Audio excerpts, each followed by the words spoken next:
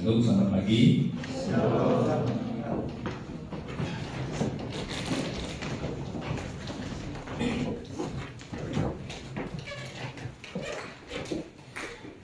Baik, pagi hari ini saya ingin menyampaikan kebenaran firman Tuhan tentang hukum mengasihi sesama.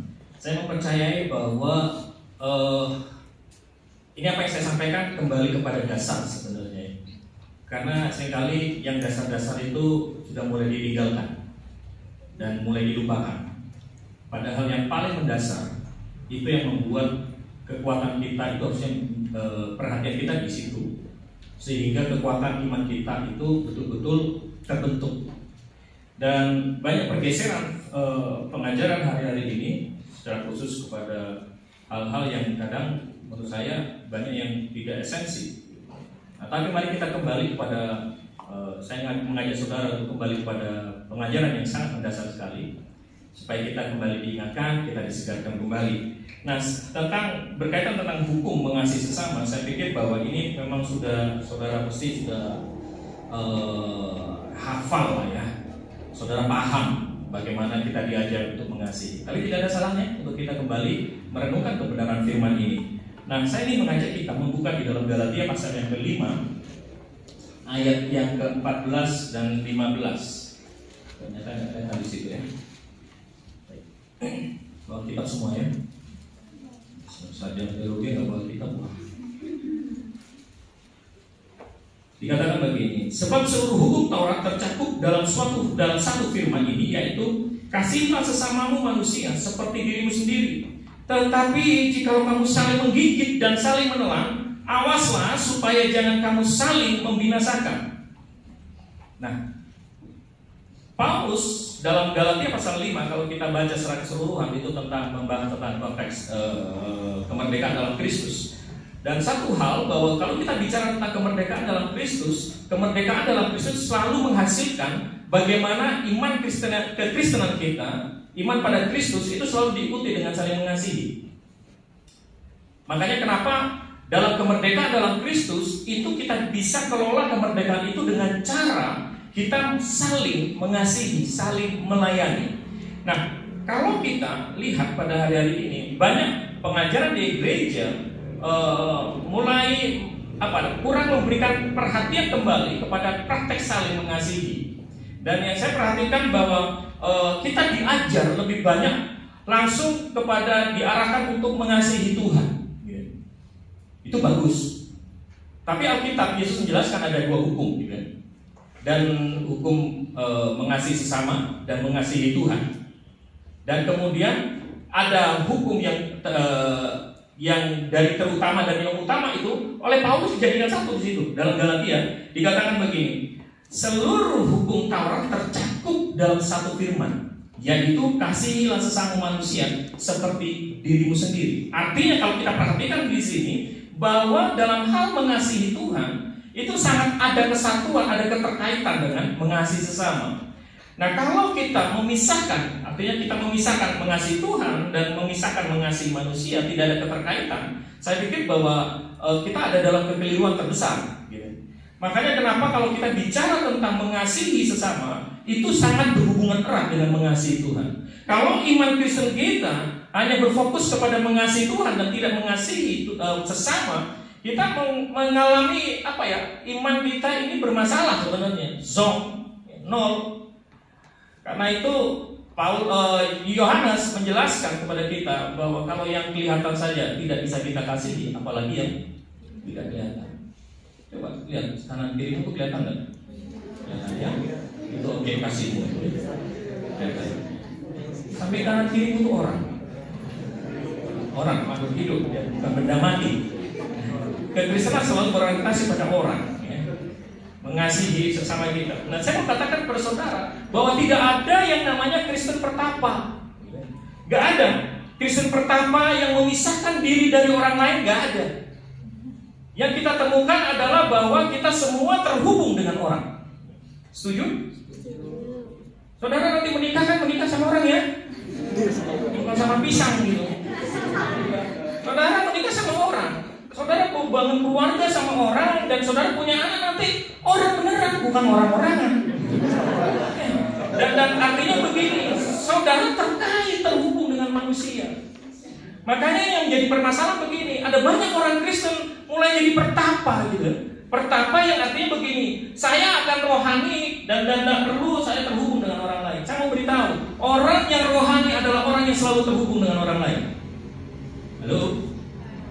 Kalau saudara merasa rohani tapi nggak terhubung dengan orang lain, aneh itu, kekristenan saudara aneh. Berarti ajarannya Yesus salah. Atau salah, yang pasti Yesus nggak ngajarin salah. Cuman yang menerjemahkan itu yang keliru gitu kan. Karena dalam kekristenan nggak ada orang Kristen pertama sakti yang nggak berhubungan sama orang, nggak ada. Karena itu Bapak Ibu saudara-saudara semuanya, semakin rohani seseorang, semakin dia mengasihi sesamanya. Halo? Ya, saudara nggak setuju nggak apa-apa. Saya nggak marah. Saya nggak marah. Cuman yang tingkat 3 saudara setuju. Artinya begini, semakin saudara rohani, seharusnya saudara semakin mengasihi sesama saudara. Kalau ada orang Kristen yang semakin rohani, semakin pilih-pilih dia dalam mengasihi, dia nggak rohani. Dan mungkin perlu dipertanyakan imannya. Dia beriman ke siapa? Mungkin Yesus yang berbeda. Saudara perlu menyadari bahwa dosa yang bekerja saat ini di bangsa kita itu dosa rasis, betul ya? Dosa rasis. Minggu kemarin ini kan banyak WA, ya, berita Cilegon itu adalah satu daerah yang gereja nggak ada sama sekali, gitu ya. Rasis. Bangsa kita ini dosanya dosa rasis. Etnis yang teraniaya, yang teraniaya di Indonesia kan lebih banyak etnis Tionghoa. Ya. Agama yang paling banyak teraniaya ya Kristen. Dan kita temukan bagaimana orang kalau sudah rasis itu mengerikan sekali. Tapi ajaibnya, ini ajaibnya, perilaku rasis itu juga masuk ke dalam gereja. Betul? Kalau nggak sesukunya susah. Kalau nggak sesukunya kayaknya nggak bisa nyambung. Aneh itu. Dalam Kristen ada rasis. Kalau duduknya nggak sama dia, susah. Coba saya tanya, cek saudara teman sebelahmu, itu yang minggu lalu duduk bareng atau? Kecuali yang suami istri loh ya. Kayak Pak Firman nggak bisa, Pak Firman sama Bu Firman. Karena firmannya sudah jelas bahwa tidak boleh ada pemisahan. Apa yang sudah dipersatukan itu tidak boleh dipisahkan. Jadi Pak Firman harus dengan Bu Firman karena firman Tuhan sudah jelas mengatakan. Nah, cuma masalahnya kalau saudara cek sebelumnya, jangan-jangan dari minggu ke minggu duduknya sama dia aja. Dari makan siang, pagi, siang, malam, kampus, itu terus.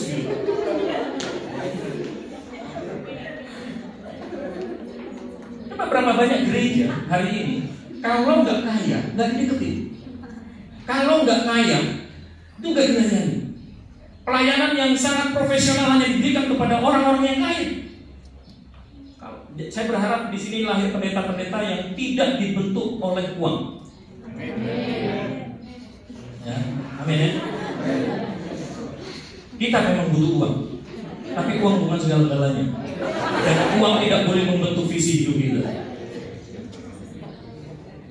Dan saya berharap bahwa saudara adalah orang-orang yang ada di kelompok yang betul-betul mengasihi sesama.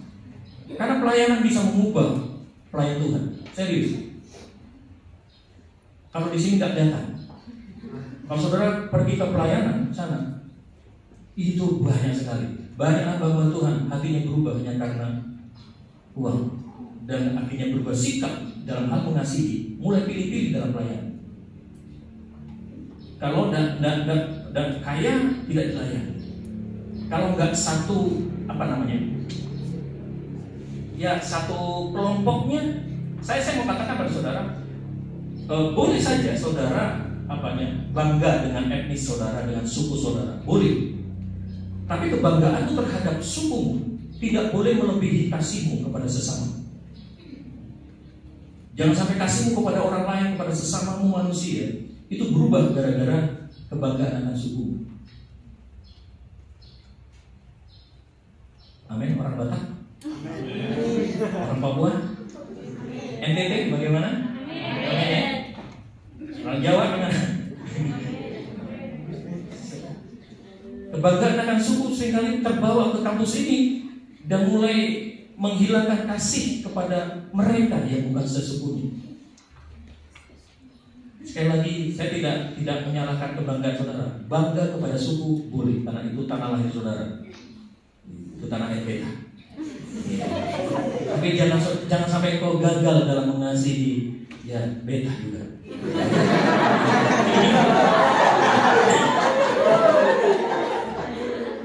Kalau nggak selevel nggak mau bergaul, bayangkan. Itu mengerikan. Kalau nggak selevel nggak mau bergaul. Kalau nggak nyambung diajak ngomong, susah bergaul, nggak mau diajak bergaul. Dan ini yang terjadi. Saya mau beritahu, mari kita belajar menghargai karya salib Yesus Kristus. Saya berapa kali pernah cerita kepada saudara, mungkin bukan kepada saudara, mungkin kepada angkatan sebelum. Saya pernah mengalami bagaimana saya harus tinggalkan sebuah pelayanan hanya gara-gara senior pastor saya. Waktu saya masih magang, selesai dari sini, saya ke sebuah gereja melayani. Saya nggak perlu nyebutin tahun, kelihatan usia saya. Pasti saya bawa firman. Karena sudah jelas firman Tuhan berkata, kalau orang sudah menikah duluan lebih sudah lebih sepuh. Gitu. Nah, saya keluar dari, saya dipanggil oleh senior pastor saya yang dia berkata begini, Andi, coba kamu jangkau anak-anak youth yang dari sekolah, ini sekolah elit, satu sekolah, saya sebutin saja satu sekolah, tempat adiknya dia. Saya kemudian menanyakan ke senior pastor saya itu begini, bagaimana dengan yang lain, pastor? Oh, kalau yang lain gak usah jadi prioritas kita. Jadi anak-anak muda yang lain gak usah jadi prioritas. Prioritas kita nih ini, kejar yang kelompok ini. Saya masih begini, oke, saya pilihkan kembali. Besok saya kasih keputusan.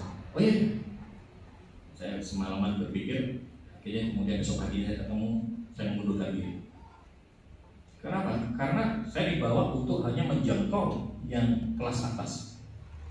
Memang kelas atas ada apa namanya ya, beberapa orang yang mungkin mengejar itu untuk apa ya, jangkauan tertentu. Ada yang kelas menengah, ada yang kelas BPJS kali ya.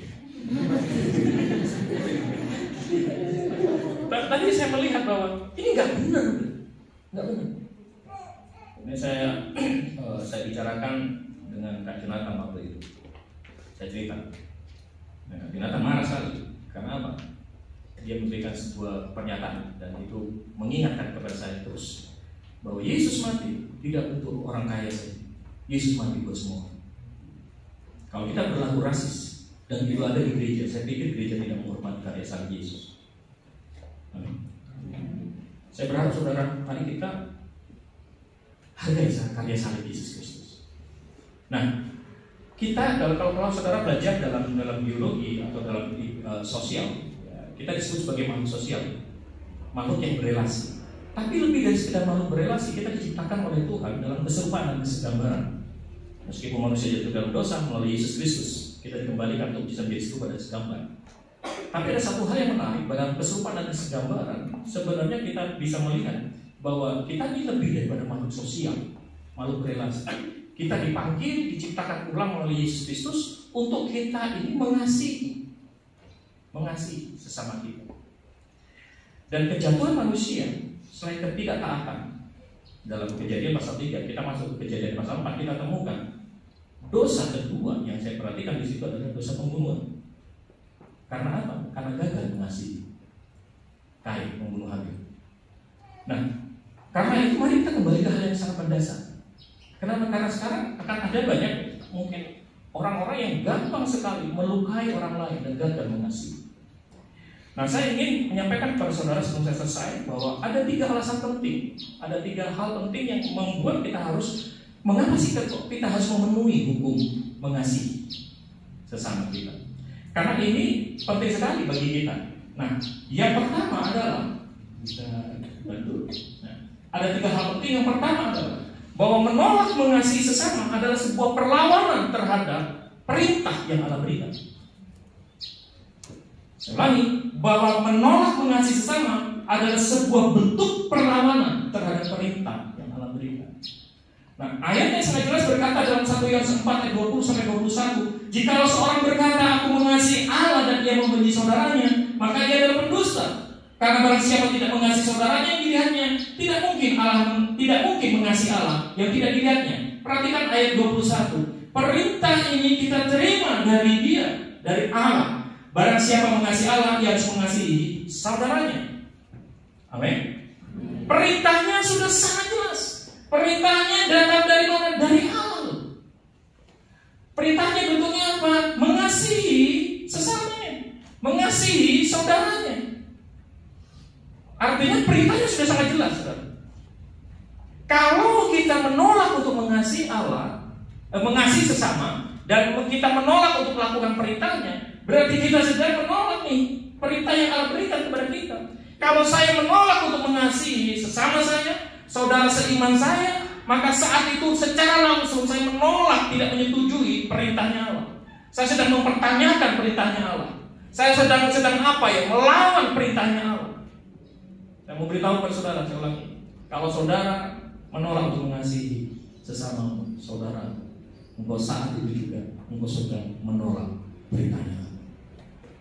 Jadi bukan hanya sekedar saudara nggak taat, kalau menurut saya, tapi lebih dari tidak taatan itu, yaitu bahwa saudara sedang menolak kedaulatannya Allah.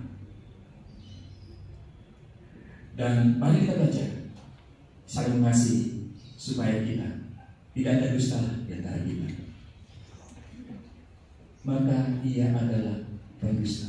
Saudara bisa bernyanyi, tapi apakah saudara bisa mengasihi? Saudara bisa menyembah Allah, tapi apakah saudara bisa mengasihi sama? Mengasihi saudara, mengasihi satu kamar. Konflik bisa terjadi karena saudara dalam makhluk hidup. Konflik pasti terjadi, apalagi satu kamar dengan karakter yang berbeda, dari suku yang berbeda, ya, dengan latar belakang keluarga berbeda, dengan pengalaman hidup yang berbeda. Dan itu bisa mungkin terjadi gesekan, di mana saudara semakin runcing atau semakin tumpul. Tapi satu hal, semua konflik itu selalu mendewasakan kalau disikapi dengan tepat dan didasari oleh kasih. Ketika kau bisa mengasihi sesama teman satu kamar, engkau sedang mentaati Allah. Gak usah saudara nimbang-nimbang, gak usah nyanyi-nyanyi kalau saudara gak bisa mengasihi yang kelihatan. Jangan biarkan ada dusta di antara kita. Sakit itu.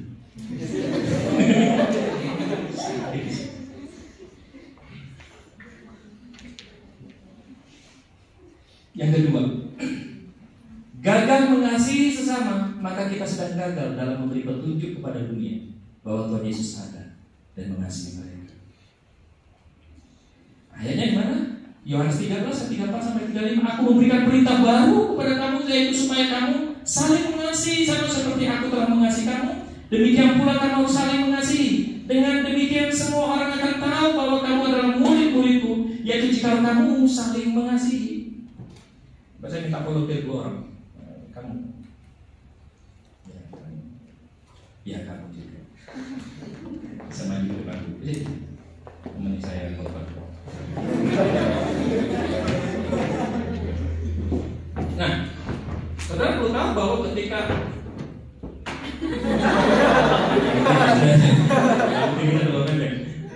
baik, nah ketika kita saling mengasihi, kita berkata bahwa kita adalah murid Kristus, betul ya? Dengan demikian semua orang akan tahu bahwa kamu adalah murid Kristus. Nah, saya kasih peragaan begini, coba di sini. Ini, di sini. Nah, anggap saya sebagai orang Kristen, saya harus mengasihi siapa yang menjadi Kristus? Kamu aja jadi Kristus. Ini dia.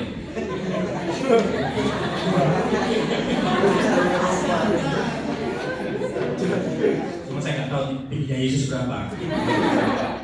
Tapi kayaknya tingginya Yesus. Nah, saya sebagai orang Kristen, saya harus belajar mengasihi. Ketika saya mengasihi dia yang membenci saya, dia sesama saya. Begitu saya mengasihi, bahkan saya mengasihi orang-orang dunia, Alkitab berkata bahwa saya adalah murid Kristus. Setuju? Setuju ya? Oke. Nah, tidak cukup ketika saya mengasihi dia sebagai murid Kristus. Orang dunia melihat saya nih. Orang dunia melihat saya bahwa saya adalah murid Kristus. Dan tidak berhenti pada saya murid Kristus. Orang dunia, ya, ini orang dunia ya. Orang dunia akan melihat saya sebagai murid Kristus, tapi tidak berhenti sebagai murid Kristus saja. Enggak, ingat bahwa orang dunia itu akan melihat siapa gurunya. Setuju? Orang dunia melihat saya, oh ini loh, kan orang Kristen tuh mengasihi, oh enak ya, mereka bisa saling mengasihi. Bahkan saya aja dikasihi loh sama orang Kristen. Ketika orang Kristen melihat, oh itu murid Kristus. Tapi saudara melihat murid saya sebagai murid Kristus, tidak berhenti pada saya. Saudara akan tanya, siapa gurumu yang ngajarin kamu? Mereka akan melihat di balik saya ada siapa? Ada Yesus sebagai guru. Nah, ketika saudara bertanya seperti itu, ketika saudara melihat saya sebagai murid, jadi begini, saya tidak berhenti di saya, gitu. Pesannya tidak berhenti di saya. Saya justru akan menyatakan ini. Ketika saudara melihat muridnya, saudara akan melihat gurunya. Saya memberi arah kepada saudara sebagai orang dunia ke arah Kristus. Dengan kasih saya sedang membawa saudara melihat kepada guru saya, yaitu Yesus. Sampai di sini mengerti? Kalau tidak mengerti, ya sudah. Tapi saya saudara mengerti. Artinya begini, begitu saya mengasihi sesama saya mengasihi orang dunia lihat saya sebagai murid Kristus, tapi tidak berhenti di saya sedang mengarahkan mereka kepada Yesus. Kasih itu misioner. Halo? Makanya jangan kaget orang dunia lihat orang Kristen, cerai, ya ampun, mabuk, ya ampun, bunuh, disampu-sampuin, ya ampun. Tapi yang lagi viral, Kristen semua, saya ngikutin itu berita. Sampai hari ini saya masih ngikutin berita. Kenapa? Karena Kristen mereka, kebanyakan Kristen. Dan itu orang Toraja lagi. Sampu itu orang Toraja. Saya kaget dikasih tahu teman saya, itu orang Toraja. Oh apa ya? Kaget saya. Kristen saudara. Orang dunia bilang apa? Oh pantesan. Mereka tak berhenti di sampunya, tak berhenti di orang Kristennya. Mereka langsung ke Yesus. Pantesan, gurunya aja gondrong. Gurunya kayak gitu, pantesan nih preman. Gitu. Oh pantesan. Ya, kita gak lepas dari guru. Gitu. Makanya kenapa ketika kita saling mengasihi, kita sedang membawa pesan, kita sedang memberi arah bahwa Yesus ada dan Yesus pun mengasihi mereka, mengasihi orang dunia, mengasihi. Gereja yang gagal dalam membangun kesaksian saling mengasihi, mereka sedang gagal menyuguhkan Kristus yang mengasihi. Makanya saudara, dunia gak bisa melihat kasih Allah, tapi dunia bisa melihat kasih Allah melalui praktek saling mengasihi orang Kristen.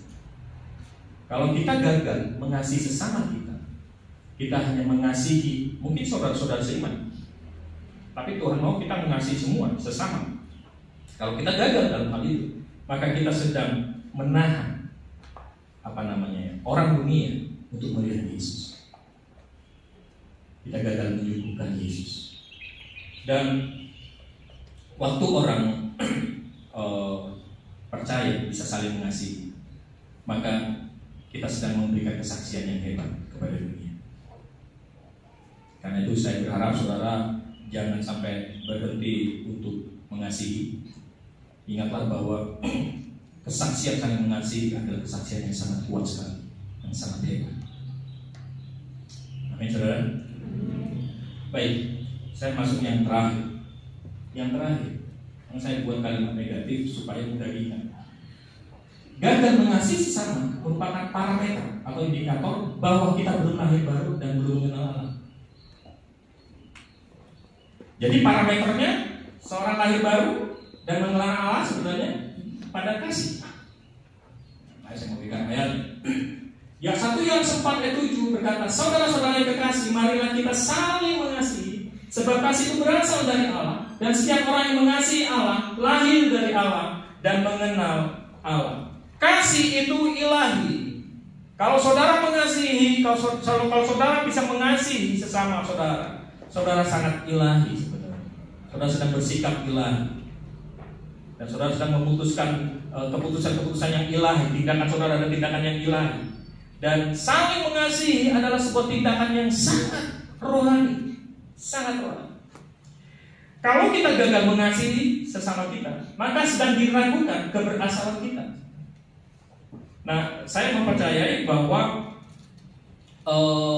pengalaman saya mungkin bisa jadi pengalaman saudara juga. Ya, mungkin ada yang mirip pengalamannya dengan saya. Saya waktu pertama kali masuk Solo, saya orang Jawa Timur, saya masuk ke Solo tahun 2000, ya, masuk di sini tahun 92. Tahun 92. Enggak usah dihitung mundur. Nah, saya masuk tahun 92, kemudian 94 saya ke Semarang, kemudian habis itu saya lebih banyak di luar pulau.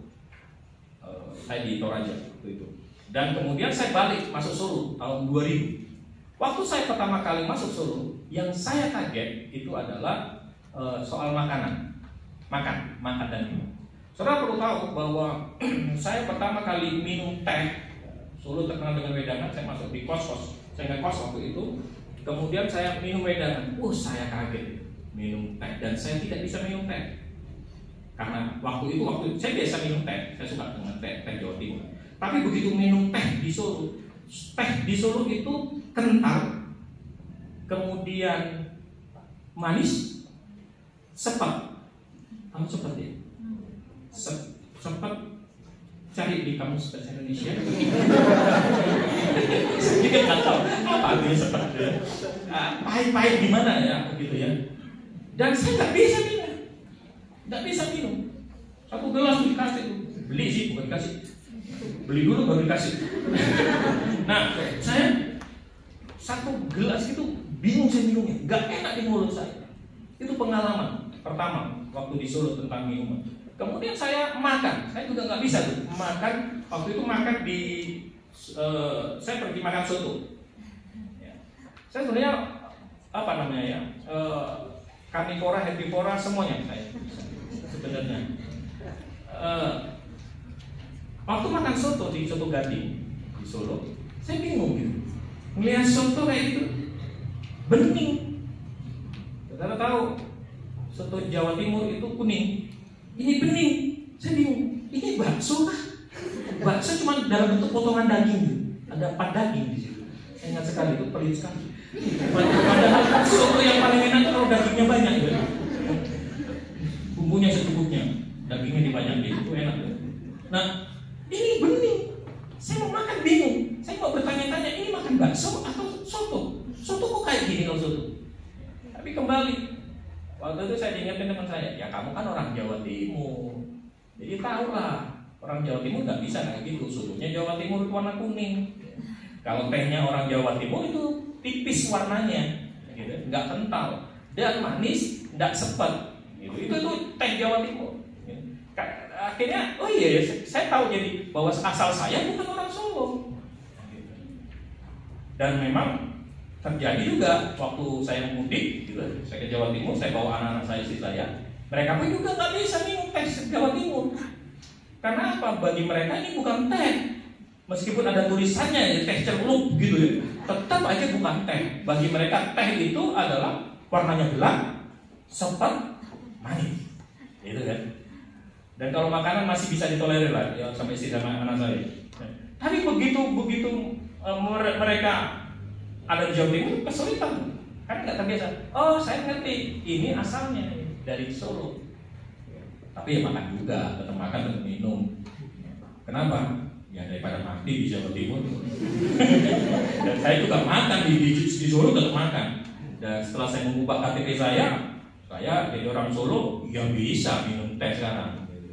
Nah, artinya orang tahu nih, kalau saya tidak bisa makan waktu itu karena asal saya beda nih. Sama seperti saudara toh, waktu pertama kali datang susah makan di sini kan? Saudara masih kaya, waktu itu masih kaya, ada uang saku lah, masih bisa jajan di mana-mana, gitu. Dan pintu pagar masih terbuka, gitu. Dan saudara belum ada pengumuman poin. Jadi saudara bisa makan nggak cocok makan di sana, ya kita maklum, ya mungkin dari asalnya, keberasalannya. Tapi kalau saudara sudah ada di sini 4 tahun, 3 tahun, masih belum bisa, saudara belum move on dari keberasalan saudara. Nah, artinya apa saudara? Saya mau memberitahu kepada saudara bahwa mengasihi itu berkaitan langsung dengan Allah. Dan mengasihi bukan sekedar sebuah hubungan sosial, tapi berasal langsung dari Allah, dan sifat lahir baru itu dari Allah. Nah, sifat baru lahir dari Allah itu bicara tentang kemampuan yang Allah berikan untuk kita bisa mengasihi. Jadi kalau saudara tidak bisa mengasihi, kita perlu pertanyakan, saudara asalnya dari mana? Dari kerajaan surga atau kerajaan kegelapan? Halo? Kalau saudara sulit mengasihi, saudara benci orang, siapapun saudara benci sesuka hati saudara, saya curiga, meskipun saudara ada di STT ini, saya curiga asal saudara dari mana? Kerajaan Allah atau kerajaan yang lain? Asal jangan jadi kerajaan Asgard. Saudara, asalnya saudara dari mana? Karena begitu kita ada keberasaan kita dari kerajaan Allah, saya yakin nilai sifat kita itu sama dengan asal kita. Dan mengasihi itu adalah hal yang menjadi karakter kita harus, karena itu adalah karakter kerajaan, tempat dari mana kita berasal. Dan bahkan ketika kita lahir dari Allah, kita berasal dari Allah, kita sedang masuk sebenarnya pada habitat baru. Kita masuk pada sebuah gaya hidup kerajaan Allah. Makanya kenapa saudara perlu menyadari ini, bahwa ketika kau gagal mengasihi, engkau sedang tidak hidup dalam habitatnya kerajaan Allah. Dan saya mau beritahu, tanda saudara mengalami lahir baru dari Allah adalah saudara tidak mengasihi. Dari saudara dicelup di kolam baptis, dan kemudian saudara kutip ayat 1 Korintus pasal yang kelima ayat 17, 2 Korintus atau 1 Korintus bilang, siapa yang ada dalam Kristus, dia adalah bicara sebuah ciptaan baru. Itu adalah ketika keberasaan saudara dari Allah, dan saudara harus mengenakan gaya hidup kerajaan Allah. Dan itu terbukti lewat apa? Engkau bisa mengasihi orang lain. Jadi lahir baru parameternya, indikatornya, lahir baru indikatornya adalah bisa nggak kita mengasihi sesama kita. Kalau kau belum bisa mengasihi sesama, engkau belum lahir baru. Maaf, kalaupun saudara sudah dibaptis 2 kali, 3 kali, bahkan di Sungai Yordan pun, orang-orang kalau di Israel itu dibaptis 2 kali. Kakak saya pergi ke sana dibaptis 2 kali. Buat saya itu nggak jadi jaminan. Lahir baru adalah ketika kau bisa mengasihi sesama. Karena ketika kau lahir baru, kau diberikan kemampuan oleh Allah untuk mengasihi sesama. Amin. Nah, bahkan dalam pengenalan Allah, saudara mengenal Allah atau tidak terlihat dari kasih. Bagaimana kau mengasihi musuh, bagaimana kau mengasihi sesama, bagaimana kau mengasihi saudara sendiri. Di situ kau mengenal Allah, karena Allah kita adalah kasih. Ketika kau mengenal Allah yang adalah kasih, dengan sendirinya kau akan mampu mengasihi sesama. Nah, saya tutup dengan ayat ini, Matius 24 ayat 12, benar. Dan karena makin bertambahnya kedurhakaan, maka kasih kebanyakan orang akan menjadi dingin. Ini kalau kalau kita baca tentang akhir zaman, jadi diberikan di bagian akhir di situ bahwa kasih karena makin bertambahnya kedurhakaan, kasih kebanyakan orang akan menjadi dingin. Kasih kebanyakan orang akan jadi dingin. Itu tanda-tanda zaman sebenarnya. Jadi di sini dengan katanya begini, kalau saudara perhatikan bahwa akhir zaman akan diwarnai kasih manusia itu akan menjadi dingin. Di sini sebenarnya kita sedang ditempatkan pada sebuah waktu di mana kasih kita itu akan diuji. Kasih kita kepada sesama akan diuji. Apakah kita masih bisa mengasihi? Apakah kita bisa berdiri tegak di atas kasih atau mengalami kehancuran? Karena kasih kepada orang menjadi dingin, maka kasih akan menjadi sesuatu yang langka. Sangat langka. Karena itu, mari saya berharap bahwa kita muncul sebagai orang-orang yang mengasihi Allah, sehingga dunia bisa melihat ini murid Kristus. Dan begitu mereka melihat kita, mereka bisa melihat Kristus yang ada dalam diri kita. Hidup akan semakin sulit. Hidup akan hidup akan semakin sulit ketika kita tidak punya teman, tidak punya keluarga, dan tidak bisa mengasihi. Itu akan jadi sulit hidup kita. Karena itu, yuk kita belajar mengasihi. Kita punya keluarga, kasih. Kita punya teman, kasih. Dan biarlah kasih itu menjadi sesuatu yang terlihat dalam kehidupan kita. Akhir dari semua apa yang saya sampaikan adalah jangan sampai kita gagal dalam mengasihi sesama kita. Kalau saudara merasa selama ini saya masih agak sama teman saya masih agak sulit mengasihi, evaluasi kembali. Mungkin saudara kebanyakan nyanyi atau kebanyakan nyembah sampai lupa sama saudara. Saya berharap saudara di Tawangmangu dikenal sebagai sekolah yang penuh dengan pujian penyembahan. Tapi jangan ingat ya, ketika kau menyembah memuji Tuhan, kau merasakan hadirat Tuhan, Tuhan sangat dekat, bertemu muka dengan muka, sampai enggak ada punggungnya Tuhan. Saya mengatakan jangan sampai kau lupa sama yang sebelah kanan kirimu, sampai lupa sama musuhmu yang harusnya kau kasih, karena kau terlalu fokus sama Tuhan. Saya mau beritahu, saat itu kau sedang tidak fokus sama Tuhan. Ketika kau mau fokus sama Tuhan, fokuslah pada sesama, kasih sesama, maka itu adalah hal yang sangat rohani. Imbangi antara memuji menyembah dengan mengasihi. Yang sampai kau dikenal sebagai orang yang suka memuji menyembah, tapi penuh dengan kepahitan, penuh dengan kemarahan, penuh dengan kepujian, dan dikenal sebagai orang yang selalu bikin rusuh dimanapun berada. Itu bahaya. Doa dan harapan saya dari tempat ini lahir, hamba Tuhan yang punya dasar yang kuat tentang mengasihi. Ya sudah, kalau sudah diaminkan saya keluar.